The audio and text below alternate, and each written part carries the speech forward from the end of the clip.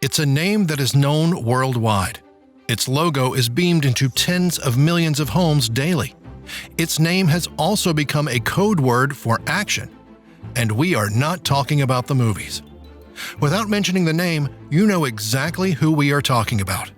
A multinational, multi-industry juggernaut that went from mail order to the ease of pressing a button to get programming tailor-made to your preferences. This is the story of Netflix, the two entrepreneurs who made it happen, and that moment that catapulted this multi-billion-dollar company into the minds of over 230 million people worldwide. When looking at how these mega companies came into being, one definitive moment changes a company's image from those in the know to a everybody knows. Just looking at the pedigrees of Netflix's two co-founders, you can sense that they would hit it big somewhere along the line. They couldn't have imagined how big. Mark Bernays Randolph is an American technology entrepreneur, consultant, and public speaker.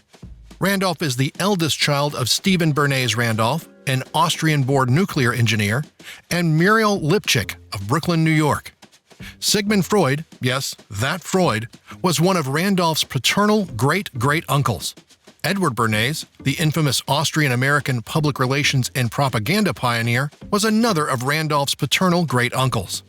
Randolph worked for the National Outdoor Leadership School during his high school and college summers, becoming one of its youngest instructors.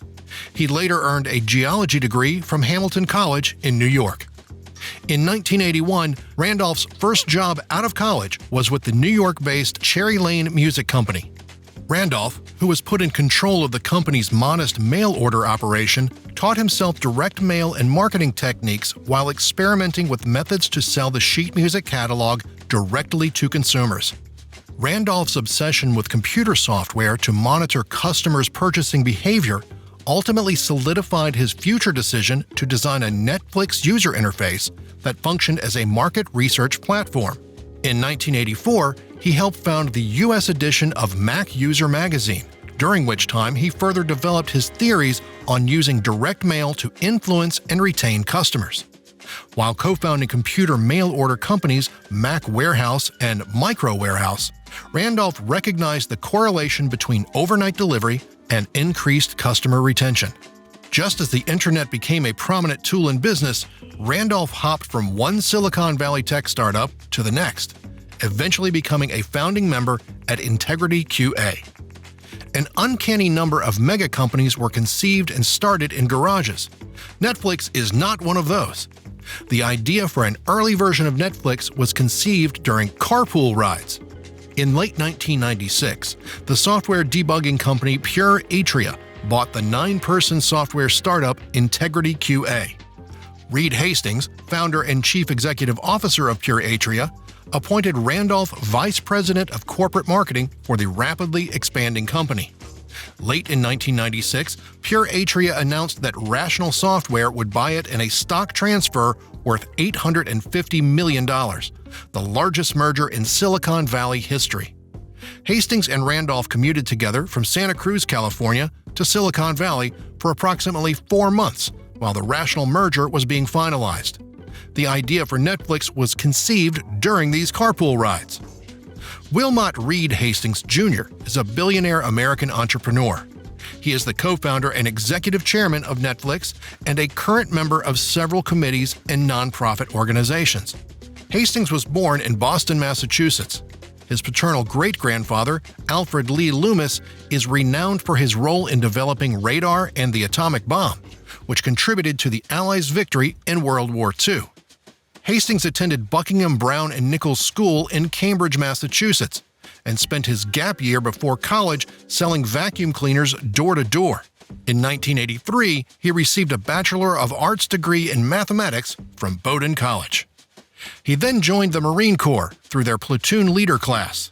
He spent his college summers in the Marines, including a stint at Officer Candidate School boot camp at Marine Corps Base, Quantico, Virginia, during the summer of 1981. From 1983 to 1985, he taught math at a secondary school to about 800 pupils in rural northwest Swaziland for the Peace Corps. He attributes some of his entrepreneurial spirit to his time in the Peace Corps, saying, "Once you have hitchhiked across Africa with $10 in your pocket, starting a business doesn't seem too intimidating." After returning from the Peace Corps, Hastings attended Stanford University and earned a Master of Science in Computer Science in 1988. Hastings started his own company, Pure Software, in 1991, which produced products to troubleshoot software. In 1996, Pure Software announced a merger with Atria Software. Atria, in turn, merged with Integrity QA, and the Netflix co-founders were brought together in a series of mergers and buyouts. Reed asked Randolph to propose a business idea, knowing that the impending Rational Software Corporation merger would result in their unemployment. If Hastings liked it, he would fund the entire project. Randolph proposed various e-commerce concepts, such as selling personalized dog food, home-delivered shampoo, and surfboards.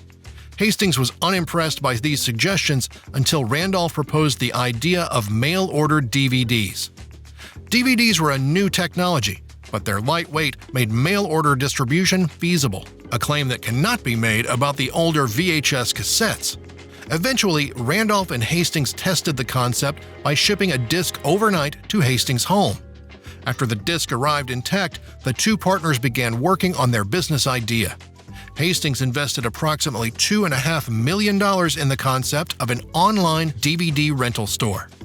The service would debut in 1998 with 30 staff and a total of nearly 1,000 DVD titles.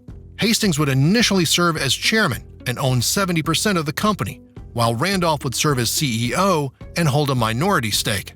Although Netflix was not an immediate success, the company took very little time to figure out a winning formula. The company would implement a subscription-based business strategy, with customers paying a monthly charge of $6.99. This subscription provided unrestricted access to their entire DVD library, with no due dates or late penalties. Randolph and Hastings met with Jeff Bezos, who proposed to purchase Netflix for between $14 and $16 million. Fearing competition from Amazon, Randolph initially believed the offer was reasonable, but Hastings, who owned 70% of the company, rejected it on the flight home. In his book That Will Never Work: The Birth of Netflix and The Amazing Life of an Idea, Netflix co-founder Randolph describes the moment in 2000 when he and Hastings met with Blockbuster executives hoping that the video rental chain would buy their company for $50 million. They were there to meet John Antioco, the CEO of Blockbuster. Randolph recalls, "Through Reed's pitch and Barry's windup, I had been watching Antioco. I had seen him use all the tricks that I'd also learned over the years. Lean in, make eye contact, nod slowly when the speaker turns in your direction. Frame questions in a way that makes it clear you're listening. But now that Reed had named a number, I saw something new, something I didn't recognize, his earnest expression slightly unbalanced by a turning up at the corner of his mouth. It was tiny, involuntary, and vanished almost immediately. But as soon as I saw it, I knew what was happening. John Antioco was struggling not to laugh. This was that moment." The proposal was ultimately rejected, but more significantly, it gave Netflix's founders a new sink or swim attitude that propelled the company to its current position. Selling had seemed to be our only way out, and Goliath didn't want to buy us. He wanted to stomp us into the ground. As long a shot as Blockbuster had been, I had genuinely held out hope that it would save us. Now it was clear that if we were going to get out of the crash alive, it was entirely on us, writes Randolph. In 2006, due to its nearly 7 million subscribers, Netflix would eventually become profitable for the first time, generating more than $80 million in revenue. Netflix had effectively disrupted the video rental market. Nationally, brick-and-mortar video stores were beginning to experience a significant decline in revenue, primarily due to mail-order competitors like Netflix.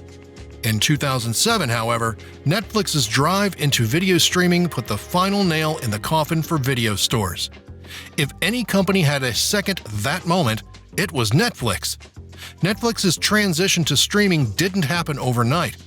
Adding the Watch Now option to Netflix's website in 2007 was a watershed moment in the company's history. The new service allowed subscribers on the DVD plan to watch a limited number of movies at no additional cost. Initially, the service was extremely limited, but it showed great promise. After evaluating various TV add-on boxes, Hastings chose a licensing model whereby television and DVD manufacturers would pre-install Netflix into their devices. Due mainly to Netflix's efforts to have its service pre-installed on as many devices as possible, its streaming user base would expand rapidly. Netflix also acquired hundreds of thousands of monthly subscribers due to the increase in internet bandwidth. Streaming was evidently here to stay, and by 2010, Netflix would officially shift its focus to streaming. Reed remarked at the time, "3 years ago, we were a DVD by mail company that offered some streaming. We are now a streaming company which also offers DVD by mail." By 2010, approximately 530 television programs and nearly 7,000 movies were available on Netflix. Netflix has branched off into making original content, gaming, and its own animation titles. They currently have more than 230 million subscribers and are a Fortune 500 company. That moment can work both ways, unfortunately. Blockbuster Video once reigned supreme in the world of movie rentals. At its zenith in 2004, the enormous corporation had 9,000 stores and 60,000 employees. In 2010, Blockbuster declared insolvency after a fleeting attempt to launch its own Blockbuster online service. Today, there is only one privately owned store left. And John Antioco? He must be thinking, "I had that moment."